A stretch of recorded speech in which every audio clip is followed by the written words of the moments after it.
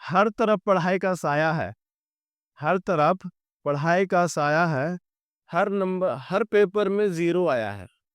हम तो यूं ही चले जाते हैं बिना हाथ मुंह धोए, दोस्त कहते हैं देख साला रात भर पढ़ के आया है। हेलो बच्चों, क्या है कि कुछ इंपॉर्टेंट टिप्स जो है, कल से आपका एग्जाम स्टार्ट होने वाला है, उसके लिए सबसे पहले आपको बेस्ट ऑफ लक कि भाई आप लोग एग्जाम देने जा रहे हो। लेकिन एग्जाम के लिए आपको एक एग्जाम फोबिया होगा, ये मन में बहुत ज्यादा एंजाइटी होगा एग्जाम को लेकर के, ठीक है? तो डरने का नहीं, कुछ ऐसे लास्ट मिनट टिप्स आपको लेकर के आए हैं जो एग्जाम में इसको बेटर मार्क्स स्कोरिंग करने में आपको बहुत मदद करेगा, ठीक है? तो जल्दी से इस वीडियो को आप देख लीजिए, क्या है आपका लास्ट मिनट टिप्स जो आपको बेटर 90 प्लस मार्क्स स्कोरिंग करने में मदद कर सकता है। तो सबसे पहला टिप्स है कि देखिए, स्मार्ट स्टडी प्लान, ठीक है? स्मार्ट स्टडी प्लान में पहला क्या है बच्चा, revise only important topics. Revise only important topics करने का मतलब है कि आप सिर्फ इंपॉर्टेंट टॉपिक्स को ही पढ़िए, पूरा अब बुक्स पढ़ने का टाइम है नहीं। तो आपको सिर्फ क्या करना है, जो आपने नोट्स बनाया है, जो आपने फार्मूला शीट्स बनाया है, आप उनको देखो और उनसे पढ़ाई करो तो ज्यादा बेटर होगा। दूसरा क्या है, 80-20 रूल्स अप्लाई करो। 80-20 का रूल्स क्या होता है, 80% जो मार्क्स होते हैं, एक मिनट, 80% जो मार्क्स होते हैं वो पूरे बुक के 20% चैप्टर से ही आ रहा होता है। अगर कहने का मतलब है कि मान लेते हैं, अगर हम मैथ्स की बात करते हैं तो मैथ्स में ट्रीगो जो है हो गया, या फिर ग्राफ हो गया, या फिर लिनियर इक्वेशन हो गया, या फिर एचडी हो गया, ऐसे कुछ ऐसे टॉपिक्स हैं जिससे बार बार क्वेश्चंस पूछे जाते हैं और सबसे ज्यादा क्वेश्चन पूछे जाते हैं। अगर हम एसएसटी की बात करते हैं तो rise of nationalism in Europe और the rise of nationalism in India, ये कुछ ऐसे चैप्टर है जिससे क्वेश्चंस आने कंफर्म है। तो ये कुछ ऐसे चैप्टर्स हैं जो 20% होते हैं, आपके 80% मार्क्स गेन करने में बहुत मदद होते हैं। तो आप उन चैप्टर्स को देखो, उन चैप्टर्स को आप पहले देख लो, ताकि वहां से नंबर ज्यादा आते हैं तो एक बार उन चैप्टर्स का भी आप रिवाइज कर लो। क्या है अगला, शॉर्ट नोट्स और फार्मूला शीट्स का यूज करो। मैंने आपको पहले ही बताया कि शॉर्ट नोट्स और फार्मूला का यूज करो, जो आपने पहले से शॉर्ट नोट्स बना के रखे हुए उसका इस्तेमाल करो। और नहीं, अगर आपके पास कुछ शॉर्ट नोट्स है या फिर आपको माइंड मैप है, तो मैं आपको चैट जीपीटी का यूज करना सिखाऊंगा। आप चैट जीपीटी पे जाकर के भी आप उनसे पूछ सकते हो कि एनसीईआरटी का ये वाला टॉपिक से ये माइंड माइंड मैप बना दो या समझा दो, तो वो आपको समझा करके दे देगा या आपको बना करके दे देगा। अगला क्या है, previous year paper and the sample paper, ये बहुत इंपॉर्टेंट है। देखो भाई, कि पहले 5 साल के पहला आपको क्या करना है, टाइम बेस्ड प्रैक्टिस करना है।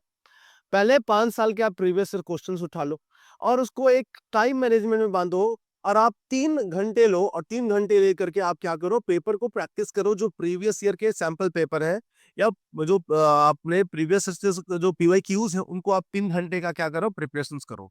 ठीक है, ये काफी मदद होगा। इससे आपको टाइम मैनेजमेंट के बारे में पता चलेगा, ठीक है, कि आपने एक पेपर को कितने घंटे में करा। आपको अगर ज्यादा टाइम लग रहा है तो आप कम टाइम लेने की कोशिश करो, और कम टाइम में पेपर हो रहा है तो आप ज्यादा टाइम लेने की कोशिश करो कि आप प्रॉपर तरीके से कर पा रहे हो नहीं कर पा रहे हो। दूसरा, पैटर्न समझो, रट्टा मत मारो।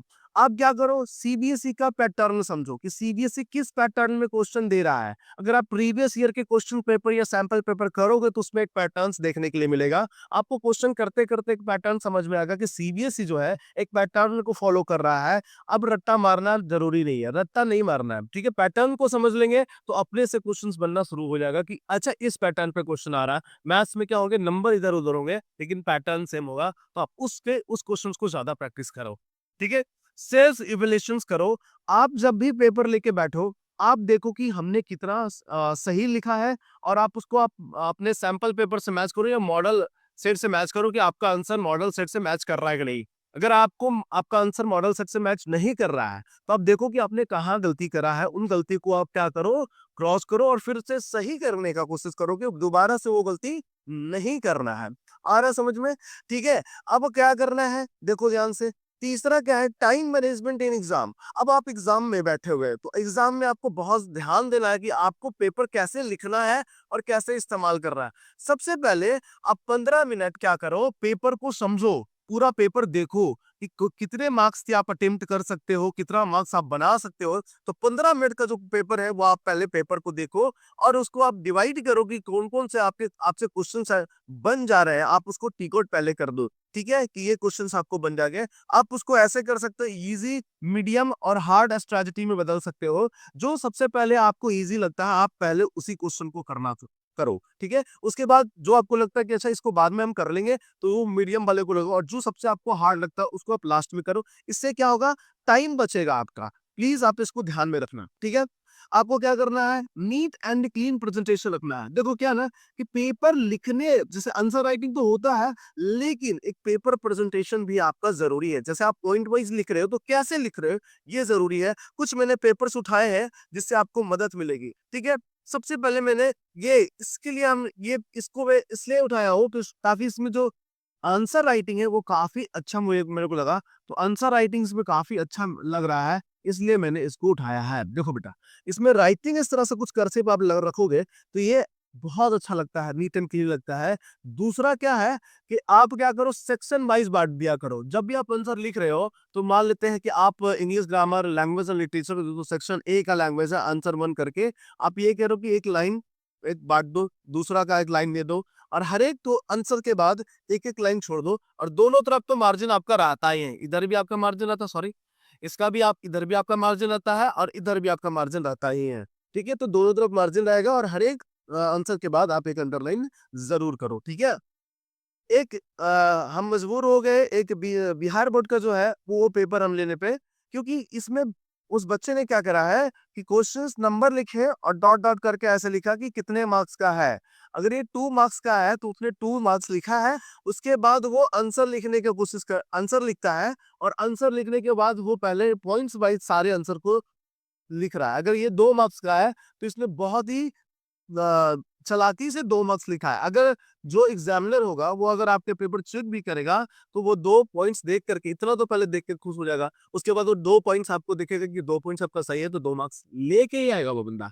इसको 2 मार्क्स मिलने ही मिलने हैं, क्योंकि ये 2 पॉइंट्स बहुत सटीक 2 पॉइंट्स लिखा है। तो इस तरीके से पहले आप लिख लो और उसके बाद आप पॉइंट्स लिखो। अगर आपका 3 पॉइंट्स का तो 3 नंबर का है, तो 3 पॉइंट्स आप ज़रूर लिखो। 5 मार्क्स का है, तो 5 पॉइंट्स ज़रूर लिखो। पॉइंट्स से आपको नंबर ज्यादा मिलने के चांसेस हैं। ठीक है? उसके बाद देखो मैंने यहाँ पे इसके पेपर्स को दिया है, वो बहुत ही आसानी से लिखा है। सेक्शन वाइज करके वो पॉइंट वाइज करके लिख रहा है। तो इसी तरीके से आपको भी पेपर लिखना है। ठीक है? अब लास्ट नाइट प्रिपरेशंस क्या होगा? एग्जाम से पहले एक रात क्या करना है? ठीक है? अब देखो, आपको टेंशन नहीं लेना है। ठीक है? सबसे पहले आपको टेंशन नहीं लेना है। सिर्फ रिवाइज करो, ठीक है? टेंशन नहीं लेना है, सिर्फ रिवाइज करना है। नया मत पढ़ाई करो, है ना? नया नहीं सीखना है, नया कुछ नहीं करना है। आप जिस पे 100% दे रहे थे या जो जो आपको लगता है कि बस यही करना है, एक बार आप उसको देख लो। एक बार उसको आप देख लो सारा, एक बार पेपर पलटो, उसको देख लो, ठीक है? उसके बाद क्या करो, 7 से 8 आवर की अच्छी नींद लो, भाई सही है।